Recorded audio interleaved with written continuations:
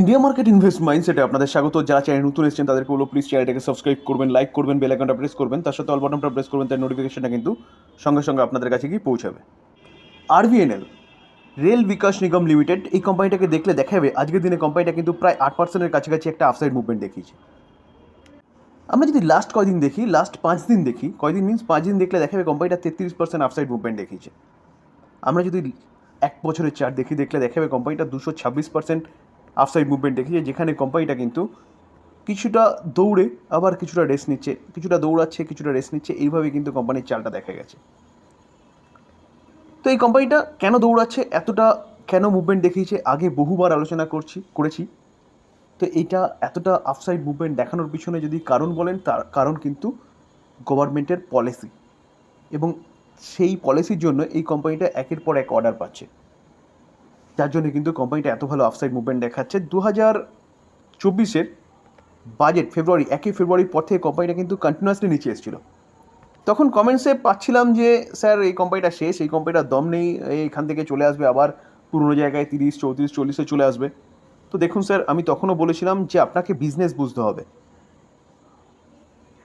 যে গভর্নমেন্ট যে পলিসি নিয়ে চলছে, যে রেলের বিস্তার, 100% ইলেকট্রিফিকেশন, নতুন লাইন, রেলের আপগ্রেডেশন, তার জন্য গভর্নমেন্ট লক্ষ্যমাত্রা রেখেছে 2030-এর মধ্যে 54 লাখ কারোর খরচা করতে চলেছে। তো স্যার এই যে ইনফ্রাস্ট্রাকচার ডেভেলপমেন্ট করবে, তার জন্য কিন্তু বেস্ট কোম্পানি বলতে পারেন হচ্ছে এই কোম্পানিটা, যার জন্য কোম্পানিটা কিন্তু এতটা ভালো মুভমেন্ট দেখাচ্ছে। যদি স্যার এই আর্টিকেলটা দেখলে দেখা যাবে 21শে মের ঘটনা বা 21শে মের নিউজ। দেখুন সাউথ ইস্টার্ন থেকে কিন্তু কোম্পানিটা কত অর্ডার পেয়েছে, 148 কারোর মতন, যেটা কিন্তু আমি ভিডিওর মাধ্যমে আপনাদের জানিয়েছিলাম। দেখুন 148 কারোর অর্ডার পেয়েছে, যেই অর্ডারটা কিন্তু তারা কতদিন, 18 মান্থের মধ্যে তারা শেষ করে দেবে। এটা 21শে মার্চের নিউজ, সরি মার্চ নয়, 21শে মের নিউজ, জাস্ট এই 21 তারিখের নিউজ। স্যার এই নিউজটা 14ই মের নিউজ, যেখানে কোম্পানিটা কিন্তু সাউথ ইস্টার্ন রেলওয়ে থেকে সাউদার্ন রেলওয়ে থেকে কত 239 কারোর একটা অর্ডার পেয়েছে। এই নিউজটা 1 এপ্রিলের নিউজ, যেখানে কোম্পানিটা কিন্তু কোথা থেকে দেখুন, সাউথ ইস্টার্ন রেলওয়ে খড়গপুর ডিভিশনের একটা অর্ডার পেয়েছে, সেই জন্য আপগ্রেডেশন ইলেকট্রিফিকেশন, অর্থাৎ ইলেকট্রিফিকেশনের আপগ্রেডের জন্যে। অর্ডারটা বেশি নয়, অনলি ফর 95.95 কারোরের, যেটা 240 দিনের মধ্যে কিন্তু কমপ্লিট করে দিতে হবে। দেখুন এই যে নিউজটা নিয়ে আলোচনা করছি, এটা কিন্তু কতকারে 24শে এপ্রিল 2024-এর নিউজ, যেখানে কোম্পানিটা জানিয়েছিল আরভিএনএল ডিক্লিয়ার কি একটা জয়েন্ট ভেঞ্চার কার সাথে, কেআরডিসিএল এই কোম্পানির সাথে। টোটাল অঙ্ক কত, 438.96 কারোর। এই অর্ডারটাও এসেছিল কোথা থেকে, সাউদার্ন রেলওয়ে থেকে। দেখুন স্যার এই নিউজটা কত, 21শে মার্চ। তো দেখলে দেখা যাবে 21শে মার্চ কোম্পানিটা 167 কারোর একটা অর্ডার পেয়েছে, কোথা থেকে, সাউথ ইস্টার্ন রেলওয়ে থেকে। তার পাশাপাশি দেখলে দেখা যাবে, দেখুন যে মহারাষ্ট্র মেট্রো রেলওয়ে কর্পোরেশন থেকে কিন্তু লাস্ট উইক বলছে, অর্থাৎ যেই নিউজটা একটু আগে দেখাচ্ছিলাম, কত 339 কারোর একটা অর্ডার পেয়েছে। তো স্যার এইভাবে দেখলে দেখা যাবে কোম্পানিটা কিন্তু একের পর এক অর্ডার পাচ্ছে, যার জন্য কোম্পানিটা কিন্তু এত ভালো আপসাইড মুভমেন্ট দেখাচ্ছে। দেখুন স্যার, অর্ডার পাবে, অর্ডার কমপ্লিট করবে, পেমেন্ট যখন পাবে কোম্পানির, সেটা কিন্তু রেভিনিউতে হিট করবে, প্রফিটেবিলিটিতে হিট করবে, যার জন্য কোম্পানির রেজাল্ট Q4 কিন্তু একটা ব্যাপক ভালো রেজাল্ট কোম্পানি প্রেজেন্ট করেছে। ভবিষ্যতে কিন্তু এখন এই কোম্পানি অনেক অর্ডার পাবে, যদি প্রেজেন্ট গভর্নমেন্ট ইলেক্টেড হয়ে আসে, তো এই কোম্পানিটা কিন্তু রকেটের মতন ছুটবে। কারণ প্রেজেন্ট গভর্নমেন্টের চিন্তাভাবনা কিন্তু ক্লিয়ার। তো সেই জায়গায় দাঁড়িয়ে স্যার এই কোম্পানিটা কিন্তু আপনি চিন্তাভাবনা করতে পারেন। হ্যাঁ, কোম্পানি অনেক দূর পর্যন্ত দৌড়েছে, তো আমার মনে হয় এই কোম্পানি এখনই তড়িঘড়ি করে বাই না করে কিছুটা হোল্ড করুন, দেখুন ইলেকশানে রেজাল্ট কী আসে, তারপর কিন্তু এই কোম্পানি নিয়ে চিন্তাভাবনা করতে পারেন। স্যার তার পাশাপাশি যদি প্যারালি দেখেন, তাহলে আইআরএফসি কোম্পানিটাও কিন্তু রকেটের মতন ছুটছে, কারণ একের পর এক অর্ডার হচ্ছে ইনফ্রাস্ট্রাকচার ডেভেলপমেন্টের জন্য কোম্পানিগুলো পাচ্ছে। আরবিএনএল বলুন, ইরকন ইন্টারন্যাশনাল বলুন, বা আদার্স যেসব কোম্পানিগুলো রেলের বগি তৈরি করে, ইঞ্জিন তৈরি করে, তারা বলুন, তো এই কোম্পানিটা কিন্তু সেই সব রেলের টোটাল ফান্ডিং করছে কে, এই আইআরএফসি, এনবিএফসি কোম্পানি। তো রেল যত ডেভেলপমেন্ট করবে তত কিন্তু এই কোম্পানিটার বিজনেস বাড়বে, কারণ এই কোম্পানিটা কিন্তু ফান্ডিং প্রোভাইড করে। তো তো এই কোম্পানিটাও কিন্তু ভালো আপসাইড মুভমেন্ট দেখিয়েছে, Q4 রেজাল্টও কিন্তু এই কোম্পানিটা ভালো দেখিয়েছে। দেখুন এক মাসে দেখলে দেখা যাবে কোম্পানিটা 26% আপসাইড মুভমেন্ট দেখিয়েছে। আমরা যদি কোম্পানিটার এক বছরের চার্ট দেখলে দেখা যাবে 459% আপসাইড মুভমেন্ট দেখিয়েছে। তো এই কোম্পানিটাও আপনি আপনার রাডারে রাখতে পারেন। তবে স্যার এটার ক্ষেত্রেও একই জিনিস বলবো যে একটু ওয়েট করে যান, 4ই জুনের কোম্পানি ইলেকশনের রেজাল্ট বেরোক। তো সেইখানে যদি এই প্রেজেন্ট গভর্নমেন্ট যদি ইলেক্টেড হয়ে আসে, তাহলে কিন্তু এই কোম্পানিগুলো এখানে থাকবে না, এই কোম্পানিগুলো কিন্তু রকেট হয়ে ছুটবে। দুটো কোম্পানি ফান্ডামেন্টাল স্ট্রং কোম্পানি, এবং গভর্নমেন্ট যেভাবে রেল নিয়ে কাজ করছে বা রেল ইনফ্রাস্ট্রাকচার ডেভেলপমেন্ট করছে, তো এই কোম্পানিগুলো কিন্তু অনেক দূর পর্যন্ত যেতে পারে। তো স্যার ডিসক্লেমার দিয়ে রাখি, আমি কিন্তু বাই সেল রেকমেন্ডেশন দিচ্ছি না। কোম্পানিগুলো ভালো নিউজ পাওয়া যাচ্ছে, ভালো কাজ করছে, তার জন্য কোম্পানিগুলো নিয়ে আলোচনা করলাম। যখন কোম্পানিগুলো নিচে ছিল, অর্থাৎ এই সময়ে, তখনও কিন্তু আমি আলোচনা করেছিলাম এবং তখন বলছিলাম যে এটাই কিন্তু সঠিক সময় বাই করার এই কোম্পানিগুলো। তো যারা তখন বাই করেছেন তারা কিন্তু যথেষ্ট ভালো প্রফিটে রয়েছেন। দীপক নাইট্রেট কেমিক্যাল সেক্টরে একটা দিগ্গজ কোম্পানি বলতে পারেন, যে কোম্পানিটা কিন্তু দেখুন আজকের দিনে 5% মতন পড়েছে।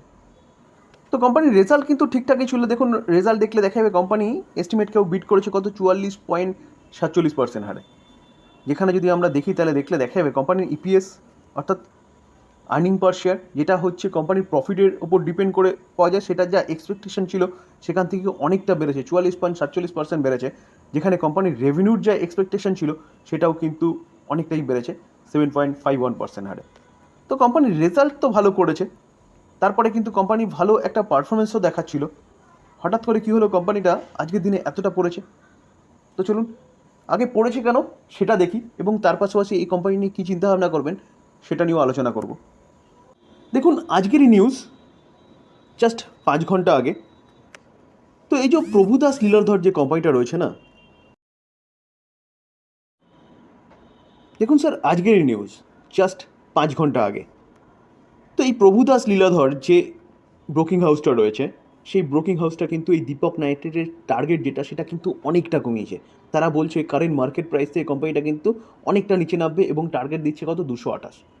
তো আজকে যদি দেখেন তাহলে মার্কেট প্রাইস কত ছিল, 2466 যখন ওপেন হচ্ছিল, তখন ওপেন। তো কোম্পানিটা এতটা নিচে কেন টার্গেট দিচ্ছে? কোম্পানিটা বলছে এই কোম্পানিটার বিজনেস আস্তে আস্তে কমবে। আমরা প্রিভিয়াসও দেখেছিলাম যে কোম্পানিটা কিন্তু অনেকবার এই টার্গেটটাকে ডাউনগ্রেড করেছিল, এই কোম্পানির টার্গেটটাকে, তবে এতটা ডাউনগ্রেড কিন্তু কোনোবারও করেনি। দেখুন স্যার 19শে ফেব্রুয়ারি 2024 দীপক নাইট্রেটের টার্গেটটা কিন্তু প্রভুদাস লীলাধর দিয়েছিল কত, 1985, রিডিউস করেছিল, কিন্তু এতটা রিডিউস করেনি। দেখুন sir 17 October 2023 Prabhudas Liladhar Dipak নাইট্রেটের target কত দিয়েছিল, 1854, রিডিউস করেছে, কিন্তু এতটা রিডিউস করেনি। প্রভুদাস লীলাধর থেকে সেটা কোথায় বেরিয়েছে, দ্য ইকোনমিক টাইমস, জাস্ট 5 ঘন্টা আগে। তো স্যার আপনারা চাইলেও কিন্তু এই নিউজটা দেখে নিতে পারেন। তো স্যার এবার কী করবেন? দীপক নাইট্রেট দেখুন আমরা যদি দেখি তাহলে দেখাবে কোম্পানিটা কিন্তু কত, 31,000 কারোর হচ্ছে কোম্পানিটার মার্কেট ক্যাপ। তো মিড ক্যাপ ক্যাটাগরির কোম্পানি এত থেকে প্রায় বলছে কত গুণ বলুন তো, 10 গুণ ডাউনফল হবে। স্যার তার আগে কিন্তু আপনার এই কোম্পানির বিজনেস জানতে হবে, কোম্পানির বিজনেস কী করে। দেখুন এরকম ব্রোকিং হাউস কিন্তু বিভিন্ন রকম আপগ্রেড করবে, ডাউনগ্রেড করবে, কিন্তু আপনাকে মাথায় রাখতে হবে স্যার কোম্পানির বিজনেস কী করে। দেখুন আমরা যদি কোম্পানির বিজনেস দেখি বা প্রোডাক্ট দেখি, তাহলে অ্যাসেটন, এগ্রোকেমিক্যাল রয়েছে, ডিটারজেন্ট বা ডাই রয়েছে, পিগমেন্ট রয়েছে, ফার্মাসিউটিক্যালে রয়েছে, তারপরে ফেনল, রবার, ফুয়েল, এইসব সেগমেন্টও কিন্তু কোম্পানিটার এক্সপোজার রয়েছে। তাহলে বলতে পারেন যে কোম্পানিটা কেমিক্যাল সেক্টরে কাজ করে এবং কেমিক্যাল সেক্টরের বেস্ট পোর্টফোলিও কোম্পানিটার ডাইভার্সিফাইড পোর্টফোলিও। তো সেই জায়গায় দাঁড়িয়ে স্যার বিজনেস তো ওয়েল অ্যান্ড গুড।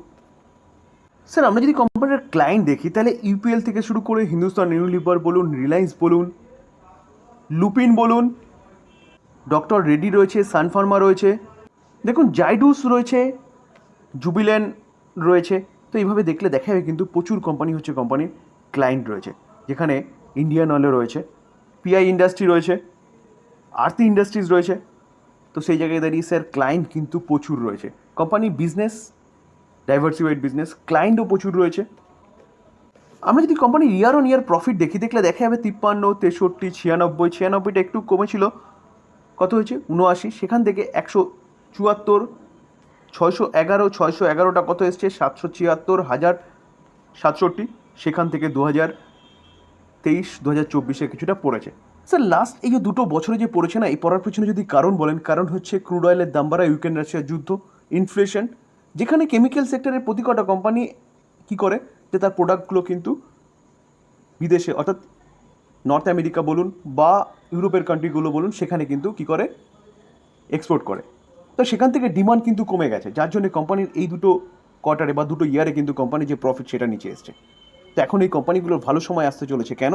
কারণ সেখানে ইনফ্লেশন কন্ট্রোলে চলে এসছে এবং রেট কাটের স্বপ্ন দেখছে, যেটা এতদিন ধরে বেড়েছে। তো সেই জায়গায় দাঁড়িয়ে এই যে কেমিক্যাল সেক্টরের কোম্পানিগুলো না, এই কোম্পানিগুলো কিন্তু আবার ট্র্যাকে আসতে চলেছে। তো প্রভুদাস লীলাধর যে ব্রোকিং হাউস, তারা যেটা বলছে সেটা কিন্তু কোথাও যেন একটা অবাস্তব মতন লাগছে। দেখুন স্যার, আমরা যদি শেয়ার হোল্ডিং প্যাটার্ন দেখি, তাহলে মার্চ 2024 প্রোমোটার 49.13% স্টেক হোল্ড করছে, এফআইএস মানে foreign institution investor 6.72% stake hold করছে, ডিআইএসকে দেখলে দেখাবে 19.27% স্টেক হোল্ড করছে। ডিআইএস কিন্তু তার স্টেক সংখ্যা কন্টিনিউয়াসলি বাড়াচ্ছে। দেখুন আমরা যদি দেখি তাহলে ডিআইএস কত ছিল দেখুন, আমরা কি দেখছি, এটা জুন 2022, অনলি ফর কত ছিল 10% ছিল, প্রোমোটার 45% ছিল। তো প্রোমোটার 45 থেকে 49% আর 10% থেকে 19% এসছে ডিআইএস অর্থাৎ ডোমেস্টিক ইনস্টিটিউশন ইনভেস্টার। তাহলে কেন তারা স্টেক বাড়াচ্ছে, যেখানে পাবলিকের স্টেক দেখুন কন্টিনিউয়াসলি কিন্তু কমছে? এটাও স্যার চিন্তাভাবনার বিষয় আছে। তো সেই জায়গায় দাঁড়িয়ে স্যার আমি সবসময় বলি যে কোনো কোম্পানিতে ইনভেস্টমেন্ট করার আগে কিন্তু কোম্পানির বিজনেস দেখবে। কারণ এই যে কোম্পানিটা বিজনেস করে না, সেই বিজনেস কিন্তু ওয়েল অ্যান্ড গুড এবং ডাইভার্সিফাইড বিজনেস, যেখানে কোম্পানির প্রোডাক্ট ভালো, কোম্পানির যে ক্লায়েন্ট বেস রয়েছে সেটাও ভালো, এবং কোম্পানি কিন্তু কন্টিনিউয়াসলি ভালো পারফরমেন্স করছে, যার জন্য ডোমেস্টিক ইনস্টিটিউশন ইনভেস্টার তারা কিন্তু তার স্টেকস বাড়াচ্ছে। তো সেই জায়গায় দাঁড়িয়ে স্যার ব্রোকিং হাউস যা টার্গেট দিয়েছে সেটা অবাস্তব বলেই মনে হচ্ছে। তো এই জায়গায় দাঁড়িয়ে স্যার এই প্যানিক সৃষ্টি করার কোনো কারণ নেই, কারণ কোম্পানির বিজনেস ভালো, কোম্পানি ভালো বিজনেস করছে। তো সেই জায়গায় দাঁড়িয়ে স্যার এখান থেকে যদি আরও ডিসকাউন্টে পাওয়া যায় তখন কিন্তু বায়ের অপরচুনিটি খুঁজতে হবে। তো আলোচনা এই পর্যন্ত। যদি আলোচনা ভালো লাগে, যারা চ্যানেল নতুন আছেন তাদেরকে বলো প্লিজ চ্যানেলটাকে সাবস্ক্রাইব করবেন, লাইক করবেন, বেল আইকনটা প্রেস করবেন, তার সাথে অল বাটনটা প্রেস করবেন, তার নোটিফিকেশনটা কিন্তু সঙ্গে সঙ্গে আপনাদের কাছে গিয়ে পৌঁছাবে।